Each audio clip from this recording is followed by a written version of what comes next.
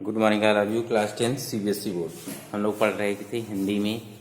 आपकी पुस्तक थी बुक कृतिका। उसका पहले चैप्टर था माता का आंचल। देखिए इसमें हम लोग थोड़ा सा पढ़ लिए थे, उसके बाद आज पढ़ेंगे आगे। तो ये इसमें जो राइटर हैं शिव पूजन सहाय जी, ये अपने बचपन के दिनों को याद कर रहे हैं और बचपन की कहानियाँ बता रहे हैं। बचपन में हम लोग कितनी शरारतें करते थे, कौन कौन से खेल खेलते थे, यही सब बता रहे थे। और इनके कहने और ये बता रहे थे कि हम अपने पिताजी के ज़्यादा दुलारे थे, अपने पिताजी के बहुत पास रहते थे, यानी पिताजी से ज़्यादा हमारा संबंध घुला मिला था ये कहेंगे। लेकिन जब भी हम दुखी होते या परेशान होते, कोई भी कठिनाई होती, तो हम माँ के आंचल में जाकर बैठ जाते, यानी माँ की गोद में बैठ जाते। देखिए अब आगे हम लोग पढ़े थे कि लेखक क्या बता रहा था, अपने बचपन की बातें बता रहे थे कि हम लोग खेलते थे, खेल खेल में बारात निकालते थे। कहते थे कभी कभी हम लोग बारात का भी जुलूस निकालते थे। कनस्तर का तंबूरा बजता था। कनस्तर ये टीन जिसमें तेल वगैरह आता है ना, टीन में, उसी को कहते हैं कनस्तर। कह रहा है कनस्तर का तंबूरा बजता था। कनस्तर को ले लिया और लकड़ी से बजाते थे। अमोले, अमोले यानी आम का उगा हुआ पौधा। कह रहे इसको घिस कर शहनाई बजा दी। आम का अभी इस समय तमाम आम के पौधे निकले हुए हैं, इनको कह रहा है घिस घिस कर इसकी शहनाई बनाई जाती थी और इसी को बजाते थे। टूटी चूहेदानी की पालकी बनती, हम समधी बनकर बकरे पर चढ़ जाते। कह रहा है टूटे चूहे की पालकी, चूहेदानी की। चूहेदानी क्या बना लेते थे? पालकी, चूहेदानी जिसमें चूहा को फंसाते हैं। हम समधी बनकर बकरे पर चढ़ लेते और चबूतरे के एक कोने से चलकर दूसरे कोने पर बारात पहुंच जाती। ये उन लोगों के बचपन का खेल था। लेकिन आजकल के बच्चों का बचपना क्या है? वीडियो गेम, मोबाइल, है ना। लेकिन उस समय के खेल में और इस समय के खेल में अब जमीन आसमान का अंतर हो गया है।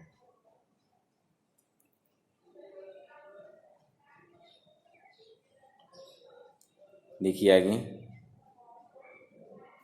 कह रहे बारात एक चबूतरे से दूसरे चबूतरे के एक कोने तक पहुंच जाती थी। वहां काठ की पटरियों से घिरे, गोबर से लिपे, काठ नहीं लकड़ियों की पटरे से बढ़िया घेरे थे और गोबर से लिपा हुआ और आम और केले की टहनियों सजाए हुए छोटे आंगन में आम और केले की टहनियों से बढ़िया सजा देते थे।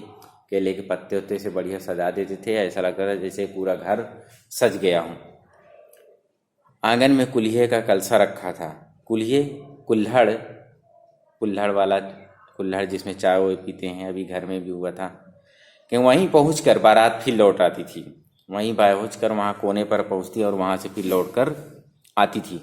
लौटने के समय खटोली पर लाल ओहार उन्हें पर्दे के लिए डाला हुआ कपड़ा। लौटते समय खटोली के ऊपर क्या डालते थे? एक लाल कपड़ा डाल लेते थे और जिसको क्या बोलते थे ये लोग की डोली आ रही है। क्या आ रही है? डोली पर्दे पर डाल देते थे। उसमें दुल्हन को चढ़ा लिया जाता था। खटोली में दुल्हन को चढ़ा लिया जाता था और ऊपर से एक लाल कपड़ा डाल दिया जाता था। लौट आने पर बाबूजी ज्यों ही उहार उघार कर दुल्हन का मुख देखते। जैसे हम लोग लौट कर आते और बाबूजी कपड़ा हटाकर जैसे ही दुल्हन का मुख देखते, निहारने लगते, देखने लगते, वैसे ही हम सब लोग हंसकर भाग जाते थे। ये था उन लोगों का खेलना, दैनिक क्रियाकलाप। ये डेली ऐसे विभिन्न प्रकार के कोई ना कोई खेल चलता ही रहता था।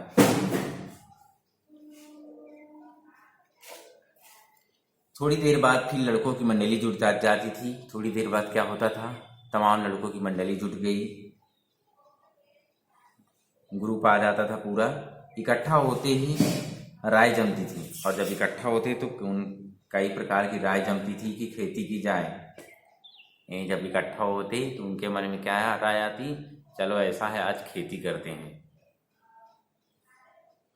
सब ग्रुप बनाते, बस चबूतरे के छोर पर घिरनी गड़ जाती।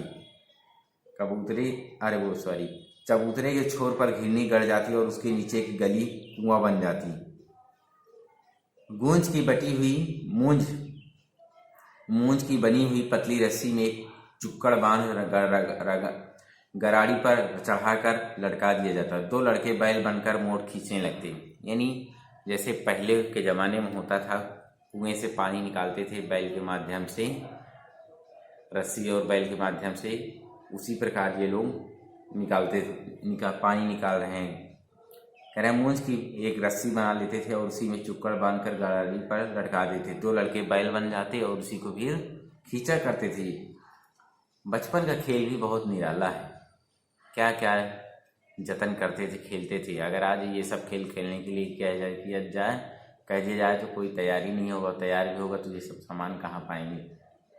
लेकिन बचपना का खेल और ये ऐसे खेल कभी भूल नहीं पाते हैं। लेकिन चबूतरा खेत बनता, चबूतरा को क्या बना लेते, खेत बनता, कंकड़ बीज और ठेंगा हल जुआठा, बड़ी मेहनत से खेत जोते बोए और पटाए जाते। फसल तैयार होते देर न लगती, फसल तैयार होते वहाँ पर देर नहीं लगती, क्योंकि वो उनका खेल तमाशा था और फसल तुरंत तैयार हो जाती थी। हम हाथों हाथ फसल काट लेते थे, हम हाथों हाथ फसल काट लेते, यानी तुरंत ही फसल काट लेते थे। काटते समय गाते थे और जब फसल काटने के खेल खेलते थे ये लोग गाना भी गाते थे। ऊंच नीच में बाई क्यारी, जो उपजी सो भाई हमारी। ऊंच नीच में बाई क्यारी, यानी ऊंच नीच में जो क्यारी हैं चारों तरफ इधर उधर जो हैं, और जिसमें जो उपज हो गई है वो हमारी है। ये लेखक क्या बता रहे हैं, अपने बचपन के खेल को बता रहे हैं कि हम लोग बचपन में ऐसे खेल खेलते थे, बचपन में ऐसे खेल खेलते थे।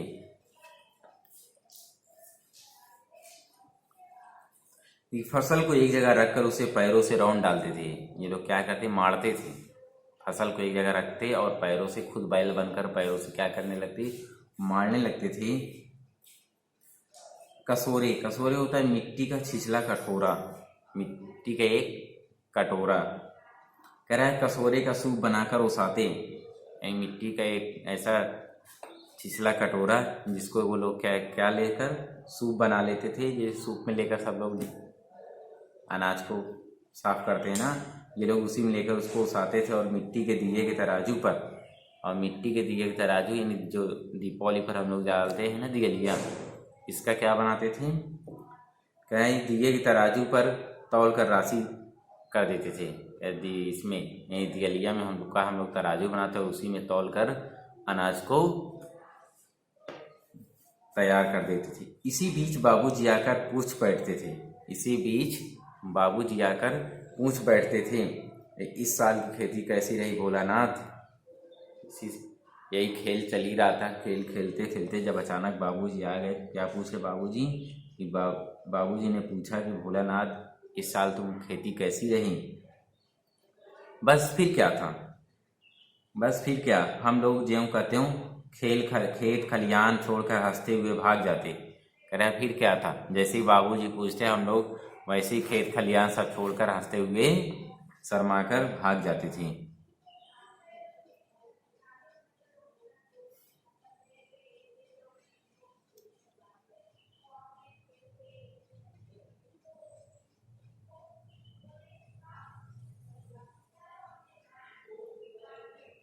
देखिए आगे, कैसे मौज की खेती थी, कैसे वो समय, कैसे मौज की खेती थी, कैसे मौज की बारात थी।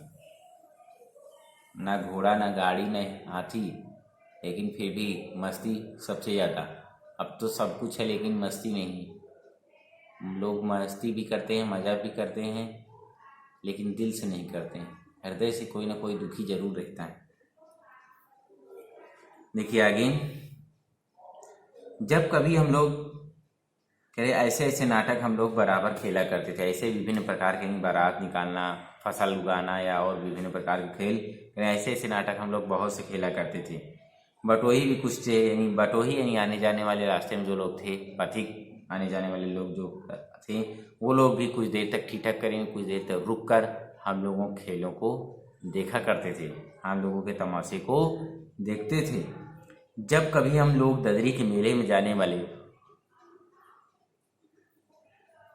जब कभी हम लोग ददरी के मेले में जाने वाले आदमियों का झुंड देख पाते, तब कूद कूद कर चिल्लाने लगते, तब कूद कूद कर चिल्लाने लगते थे, चलो भैया चलो भाइयों ददरी सत्तू पिसान की मोटरी। क्या कहते थे? चलो भाइयों दादरी सत्तू पिसान की मोटरी। अगर किसी दूल्हे के आगे आगे जाती हुई ओहारदार पालकी देख पाते, अगर किसी दूल्हे के आगे आगे जाती हुई कोई ओहारदार मतलब पर्दे से ढका हुआ कपड़ा जिसमें उस डोली को देख पाते थी, तब खूब जोर से चिल्लाने लगते थे, शोर मचाते थे बहुत। और बच्चों का काम ही है शोर मचाना। जब भी बारात आती है, डीजे बजता है, बच्चे शोर मचाना शुरू कर देते हैं। वही हाल उस समय था, जब भी दूल्हे के आगे डोली चलती थी, बच्चे खूब तेज तेज चिल्लाते थे। कह रहे कि और चिल्लाते हुए हम लोग कहते थे, रहरी में रहे न पुरानी रहरी, रहरी में रहे पुरान रहरी, डोला के कन्या हमार मेहरी। ये है रहरी। देखिए क्या है, क्या रहरी में रहे री पुरान रहरी, डोला के कन्या हमार मेहरी। अरहर, रहरी मन होता है अरहर। क्या होता है? अरहर। कहते हैं अरहर में अरहर, पुरान अरहर, डोला के कन्या, यानी जो डोली जो जा रही है उसमें जो लड़की बैठी है वो हमार मेहरी, यानी हमारी बीवी। ये ऐसा मतलब मजाक, दूल्हे का खूब मजाक उड़ाते हैं, ऐसा बोल बोल के चिल्ला चिल्ला के। इस पर एक बार बूढ़े वर ने हम लोगों को बड़ी दूर तक खदेड़ ढेलों से मारा करे। इस बार एक बूढ़े वर ने, एक बूढ़े कुछ ज़्यादा उम्रदराज दूल्हा था, उसने हम लोगों को खदेड़ कर दूर तक खदेड़ा और ढेले से मार रहा था, यानी ईंट उठा उठा के फेंक फेंक के मार रहा था, लेकिन हम लोग भाग गए थे। कह रहा उस फूसट खबीस की सूरत आज तक हमें याद है। कह रहा उस खूसट दूल्हे की सूरत हमें आज तक याद है, यानी दिखने में वो अच्छा नहीं था। न जाने किस ससुर ने वैसा जमाई ढूंढ निकाला था। कहे पता नहीं किस ससुर ने, पता नहीं किसने ऐसा जमाई, खूसट, ऐसा खबीस जैसा जमाई, यानी दूल्हा, दामाद, जमाई मतलब दामाद ढूंढा था। वैसा घोड़ मुंह आदमी हमने कभी नहीं देखा। कह रहे घोड़े जैसा मुंह, ऐसा आदमी हमने कभी नहीं देखा था। उसका मुंह कैसे बता रहे हैं? कह रहे घोड़ा जैसे मुंह वाला आदमी हमने इससे पहले कभी देखा नहीं था। आम की फसल में कभी कभी खूब आंधी आती है। आम की फसल में जानते ही हैं, जब आम का मौसम होता है तब बहुत आंधी आती है। आंधी के कुछ दूर निकल जाने पर हम लोग बाग की ओर दौड़ते थे। आंधी आती है खूब तेज तेज, और जैसे ही आंधी कुछ दूर निकल जाती थी, यानी कुछ स्लो हो जाती थी, तो हम लोग बढ़िया दौड़ते हुए बाग के ओर भागने लगते थे। और वहाँ चुन चुन कर क्या करते? चुन चुन कर घुले घुले गोपी आम चबाते थे, यानी चुन चुन कर जो आम देखते थे पके हुए हैं, सीकल हैं, पाल हैं, उन्हीं को हम लोग घुला घुला के बढ़िया खाते थे।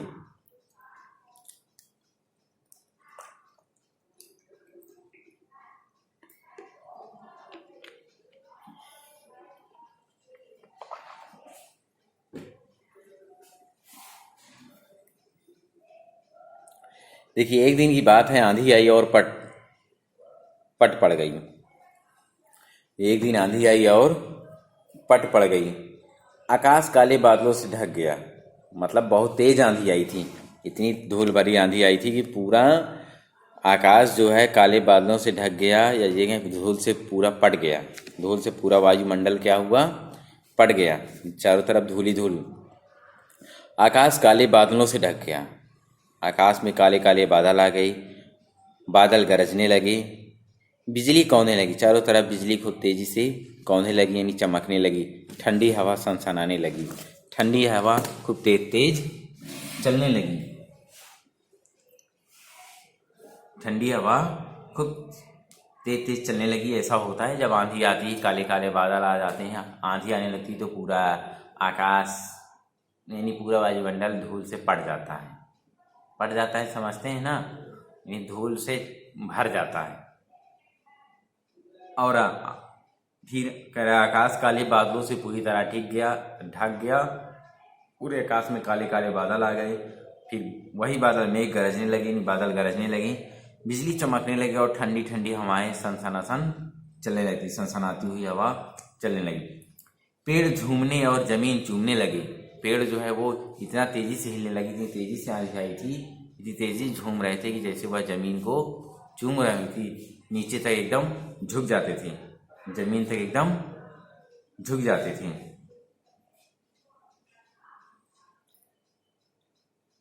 हम लोग चिल्ला उठे, एक पैसा की लाई बाजार में चितराई, बरखा उधरे बिलाई। क्या कह रहे हैं कि एक पैसा की लाई बाजार में चितराई, बरखा उधरे बिलाई।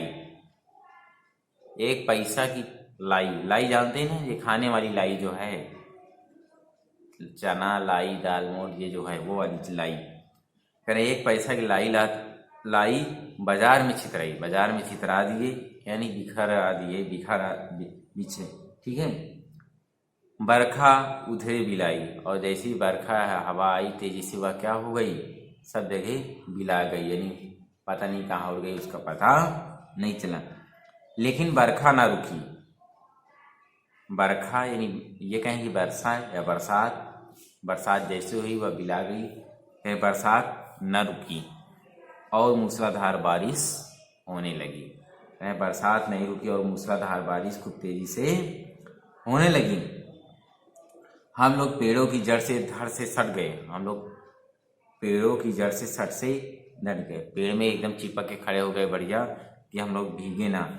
हम लोग पेड़ों की जड़ से धड़ से सट गए, जैसे कुत्ते के कान में अठई माने होता है कुत्ते के शरीर में चिपके रहने वाले छोटे छोटे कीड़े, जिसको हम लोग बोलते हैं किलनी या किलना, ऐसे बोलते हैं ना, वही कह रहे हैं। ऐसे हम लोग पेड़ों में चिपक गए, जैसे कुत्ते के कानों में चिपके हुए किलनी के समान पेड़ों से हम लोग चिपक गए।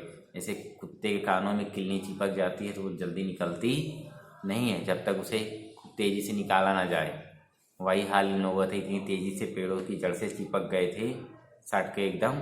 आंधी इतना तेज मूसलाधार बारिश हो रही थी, पेड़ों से एकदम चिपक गए थे और ये निकलने का नाम नहीं ले रहे थे। मगर बरखा जमी नहीं, थम गई। बरखा यानी बरसात, कह रहे हैं कि बरसात जमी नहीं, यानी बरसात बहुत देर तक नहीं रही, बहुत थोड़ी देर तक रही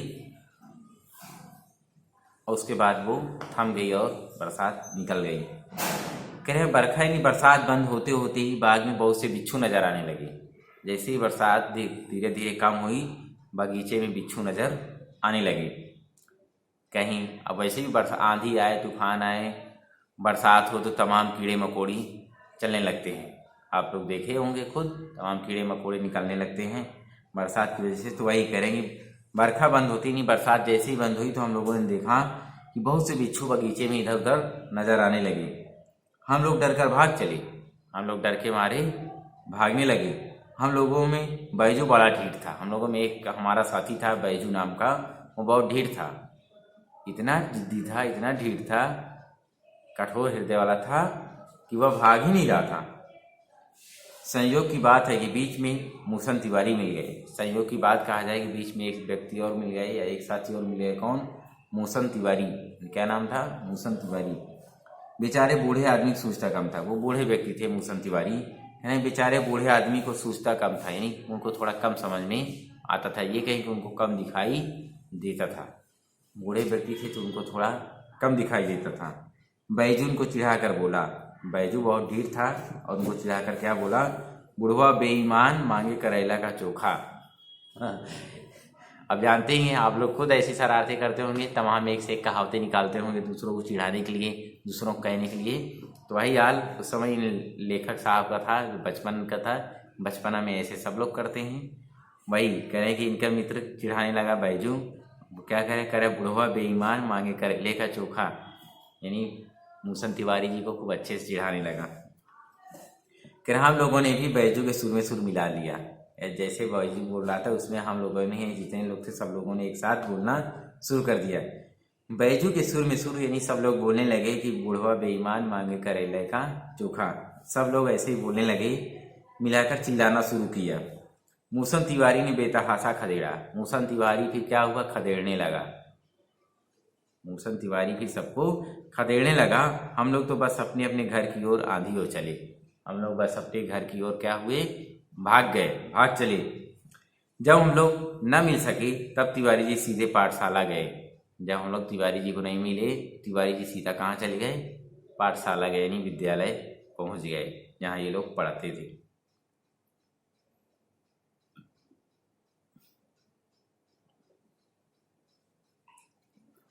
वहां से हमको और बैजू को पकड़ लाने के लिए 4 लड़के गिरफ्तारी वारंट लेकर छूटे।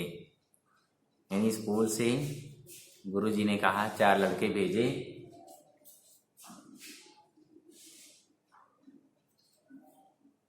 स्कूल से गुरुजी ने 4 बच्चों को भेजा और कहा कि जाइए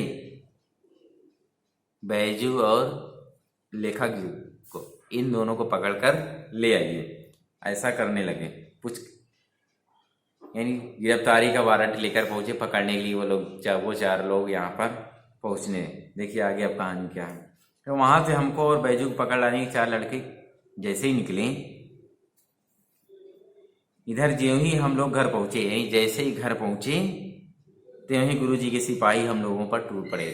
जैसे हम लोग घर पहुंचे, गुरुजी के द्वारा भेजे गए 4 सिपाही, यानी 4 लड़के जो आए थे पकड़ने के लिए, वो हम पर टूट पड़े पकड़ने के लिए। बैजू तो 9 तो 11 हो गया, बैजू 9 तो 11 यानी भाग गया, बैजू तो 9 तो 11 हो गया यानी भाग गया। हम पकड़े गए, परंतु हम पकड़े लिए गए। फिर तो गुरुजी ने हमारी खूब खबर ली। फिर हम पाठशाला लाए गए, विद्यालय लाए गए और गुरुजी ने हमारी भी खूब अच्छे से खबर ली। बाबूजी ने यह हाल सुना, बाबूजी ने यह हाल सुना, वह दौड़े हुए पाठशाला में आए। जब बाबूजी को यह पता चला कि हमको गुरुजी के सिपाहियों ने, यानी गुरुजी के चेलों ने, 4 चेलों ने, हमारे सहपाठियों ने आकर हमको पकड़ लेकर विद्यालय ले गए और गुरुजी हमारी खूब अच्छे से खबर ले रहे हैं, यह सब कुछ जब पूरा हाल बाबूजी को पता चला तो बाबूजी दौड़े हुए पाठशाला में आए। बाबूजी दौड़ते हुए विद्यालय में आ गए और गोद में उठाकर हमें पुचकारने और फुसलाने लगे। गोद में उठाए हमें पुचकारने और यानी हमें दुलारने लगे, फुसलाने लगे, हमें प्रेम स्नेह करने लगे। और हम दुलारने से चुप होने वाले लड़के नहीं थे। हम इतना तेज चिल्ला रहे थे, इतना तेज रो रहे थे कि दुलारने से हम चुप होने वाले नहीं थे। वो चुप ही नहीं हो रहे थे। रोते रोते उनका कंधा आंसुओं से तर गया, रोते रोते उनके कंधा आंसुओं से तर गया, यानी आंसुओं से उनका कंधा पूरा भीग गया, कंधे पर रख जो कपड़ा पहने थे पूरा भीग गया। वह गुरुजी की चरौरी जिसको बोलते हैं, चरौरी मतलब है दीनता पूर्वक की जाने वाली प्रार्थना या विनती, दीनता पूर्वक की जाने वाली प्रार्थना या विनती। मेरे पिताजी यानी वह गुरुजी की चिरौरी करके हमें घर ले आए। चरौरी यानी प्रार्थना करके, विनती करके, उनसे हाथ गोड़ जोड़ के हमको किसी तरह घर लेकर आए। रास्ते में फिर हमारे साथी लड़कों का झुंड मिला। फिर रास्ते में हमारे जो साथ के लड़के थे उनका एक झुंड मिल गया, समूह मिल गया, और वे जोर से नाचते और गाते थे। वे जो हमें देखकर, यानी रोता हुआ देखकर समझ गए कि आज इसकी खूब धुनाई हुई है, खूब खबर ली गई है। हमें देखकर वो लोग नाचने और गाने लगते। और क्या कहते, नाच रहे थे, गा रहे थे, और क्या कह रहे थे, कहते माई पकाई गरर गरर पुआ। क्या बोल रहे थे, कहते माई पकाई गरर गरर पुआ, हम खाई पुआ न खेलब जुआ। क्या कहे, इसको चिढ़ा रहे थे, कह रहे आप तुम माई यानी माँ अच्छे अच्छे पुआ बनाएगी, बढ़िया खाए, खूब खाना और जुआ कभी खेलना ना, यानी इसको खूब चिढ़ा रहे थे, मजा ले रहे थे और बढ़िया नाच गा भी रहे थे। फिर क्या था, हमारा रोना धोना भूल गया। फिर क्या था, हम रोना धोना सब भूल गए, हम रोना धोना सब भूल गए और हट करके बाबूजी की गोद से उतर कर पड़े। क्या, और हट करके यानी जीत करके हम बाबूजी की गोद से उतर पड़े और लड़कों की मंडली में मिलकर लगे वही तान सुर अलापने। कह रहे हैं कि हम भी उतर पड़े और फिर लड़कों की मंडली में जुड़ गए और फिर से वही सुर हम भी उनकी ताल में ताल मिलाने लगे। यानी वो लोग जैसे बोल रहे थे, माई पकाई गरर गरर पुआ, हम सब खाई पुआ न खेलब जुआ, ऐसे ही हम लोग, मैं भी सब उनके साथ कहने में सम्मिलित हो गया और मैं भी ऐसे चिल्लाने लगा।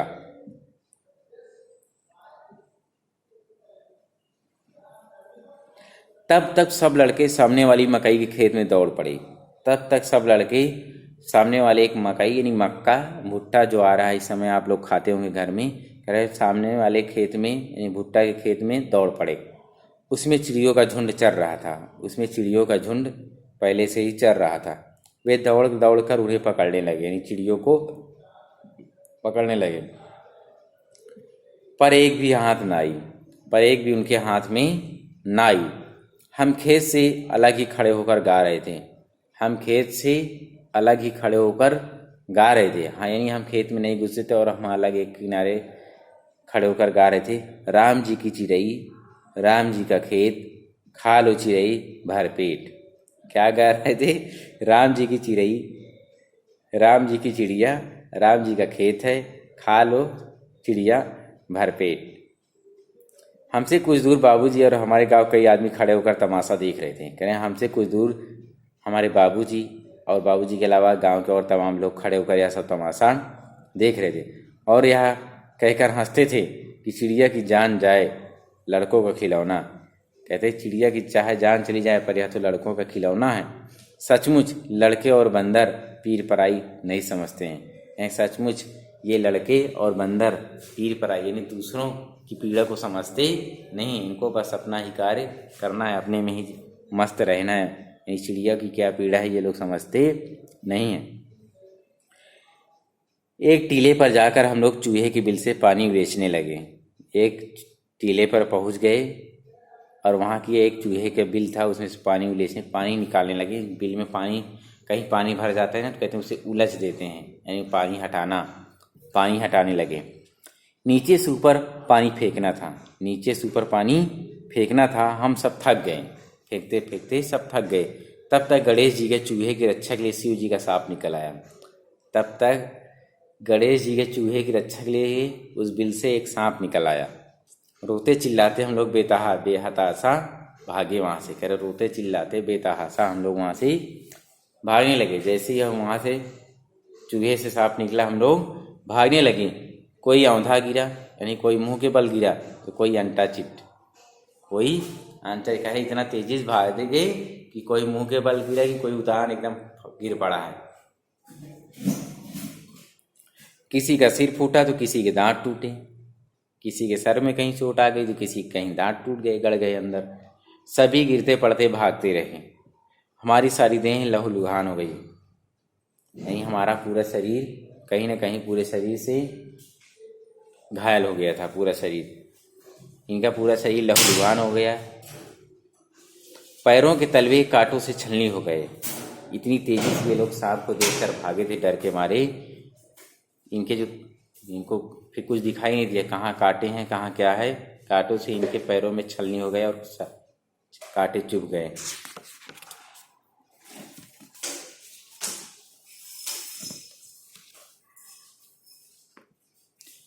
देखिए आगे, हम एक सुर से दौड़े हुए, कह रहे हम तो एक सुर से दौड़े हुए चले आ रहे थे, कहीं रुकने वाले नहीं थे। दौड़ते हुए चले जा रहे थे, कहीं रुकने वाले नहीं थे और घर में घुस गए। दौड़ते दौड़ते आए और घर में घुस गए। उस समय बाबूजी बैठा के ओसारे में बैठकर हुक्का गुड़गुड़ा रहे थे। ओसारे माने होता है बरामदा, ओसारे माने बरामदा। फिर उस समय हमारे बाबूजी बरामदा में बैठे हुए हुक्का पी रहे थे, हुक्का पी रहे थे। उन्होंने हमें बहुत पुकारा पर उनकी अनसुनी करके हम दौड़ते हुए मैया के पास चले गए हैं। बाबूजी हमको बहुत पुकारते रहे बेटा क्या हुआ, लेकिन हम उनकी एक बात भी सुने नहीं और बिना सुने ही हम माँ के पास पहुँच गए। जाकर उसी की गोद में शरण ली और जाकर हम माँ की गोद में शरण ले लिए, यानी माँ की गोद, डर के मारे माँ की गोद में बैठ गए।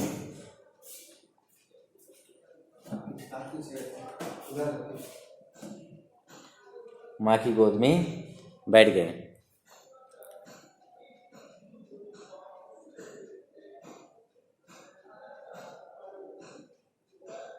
मैया चावल अमिनिया कर रही थी। चावल अमिनिया माने साफ सुथरा। चावल को जैसे सूप से साफ करते हैं ना, कि धान वान या कीड़े उड़े कुछ हो जाते हैं तो चावल साफ करते हैं, वही ये मैया चावल अमिनिया कर रही थी। मैया चावल साफ कर रही थी, शुद्ध कर रही थी। हम उसी के आंचल में छिप गए। हम मैया यानी माँ के आंचल में छिप गए। हमें डर से कांपते देखकर वह जोर से रो पड़ी। हमें डर के मारे कांपते हुए देखकर हमारी माँ खूब जोर से रो पड़ी और सब काम छोड़ बैठी। और सब काम छोड़कर अधीर होकर यानी व्याकुल हो गए, उनका धीरज डोल गया। अधीर होकर एकदम भय के कारण पूछने लगी। अधीर होकर वो व्याकुलता के साथ हमारे भय का कारण पूछने लगी। कभी हमें अंग भरकर दबाती, कभी हमारे अंगों को अपने आंचल से पोंछकर हमें चूम लेती। कभी अंग भरकर दबाती यानी कभी अपने हाथों से हमें अपने पूरे मतलब अपनी बाहों में ले लेती, अपनी गोद में एकदम हमको दबा लेती। और कभी हमारे अंगों को अपने आंचल से पोंछकर हमारी आंसुओं को अपने आंचल से पोंछती और हमें फिर चूम लेती। बड़े संकट में पड़ गई। आज हमारी माँ बड़े संकट में पड़ गई थी। झटपट हल्दी पीसकर हमारे घावों पर थोपी गई। झटपट हल्दी माँ ने पीसी और हमारे घावों पर थोप दी गई, लगाई गई। घर में कोहराम मच गया। घर में कोहराम मच गया। हम केवल धीमे सुर से सा करते रहे, लेकिन पूरा नाम सांप नहीं बता पाए, पूरा नाम ले ही नहीं पा रहे थे। हम केवल धीमे स्वर से सा कहते हुए मैया के आंचल में लुक जाते थे, यानी छिप जाते थे। इतना डर गए थे कि माँ के आंचल से बाहर आना ही नहीं निकल पा रहे थे। सारा शरीर थर थर काँप रहा था। रोंगटे खड़े हो गए, शरीर के रोएं खड़े थे। हम आंखें खोलना चाहते थे। कह रहे हैं कि हम आंखें खोलना तो चाहते थे, पर वे खुलती नहीं थी, परंतु वे खुलती नहीं थी। हमारे कांपते हुए ओठों को मैया बार बार निहार कर रोती। हमारे कांपते हुए ओठों को मैया बार बार निहार कर रोती और बड़े लाड प्यार से हमें गले लगा लेती थी। क्या करें, हमारे कांपते ओठों को मैया बार बार निहारती, बार बार देखती थी और फिर बड़े प्रेम से हमको गले लगा लेती। कहें इसी समय बाबूजी दौड़े आए। इसी समय बाबूजी दौड़े आए, आकर झट हमें मैया की गोद में आकर हमें झट यानी तुरंत झटके से मैया की गोद से अपनी गोद में लेने लगे। अपनी गोद से मैया की गोद में लेने लगे, यानी बाबूजी अपनी गोद में लेने। पर हमने मैया के आंचल की प्रेम और शांति के चंदों की छाया न छोड़ी। परंतु हमने क्या कह रहे हैं, परंतु हमने इतनी प्रेम और शांति के चंदोए, इतनी प्रेम और शांति भरे हुए आंचल में हमने उस आंचल को छोड़ा नहीं। यानी हम पिताजी की गोद में नहीं गए, माँ की आंचल में ही छिपे रहे। तो ये था माता का आंचल, शिव पूजन सहाय। इसके जो राइटर थे, जो लेखक थे, जो सांप के डर के मारे माँ के आंचल में छिप गए थे। ये थी इसकी कहानी। बहुत अच्छी कहानी थी। पहले बचपन में तो खूब शरारतें किए, लेकिन शरारत करते करते ही एक दिन क्या देख लेते हैं, सांप देख लेते हैं। और सांप देख के ही ये माँ के इतना डर जाते हैं कि दौड़ते भागते भागते माँ के आंचल में छिप जाते हैं और फिर वहाँ से निकलते नहीं हैं। यानी माँ कहने का मतलब ये है, कोई भी कभी भी किसी को भी कोई दुख तकलीफ या परेशानी आती है, कभी डरा हुआ महसूस हुआ हो या कुछ भी हो, कोई भी दिक्कत आती है, तो उसका सिर्फ एक ही जगह है जहाँ उसे सबसे ज़्यादा सुकून मिल सकती है, और वो है माँ का आंचल। क्या है? माँ का आंचल, जहाँ उसे प्रेम और शांति के सिवा और कुछ नहीं मिलने वाला है। माँ के आंचल में प्रेम और शांति के सिवा आपको कुछ नहीं मिलेगा। माँ हमेशा आपको प्रेम करेगी। ये था आपका चैप्टर, समाप्त हो गया है। इसमें जितने भी प्रश्न अभ्यास दिए गए हैं, इसको आप लोग कंप्लीट कर लीजिएगा, ठीक है। फिर आपने इसको क्वेश्चन आंसर जो भी है कंप्लीट करना है, इसको आप लोग कंप्लीट कर लीजिएगा। और इसके आगे होमवर्क है ये आपका। होमवर्क में आपको ये सारे इसके क्वेश्चन आंसर प्रश्न अभ्यास कंप्लीट करने हैं। इसको करने के बाद आप लोगों को अगला चैप्टर नेक्स्ट डे पढ़ाएंगे, ठीक है। Okay, bye.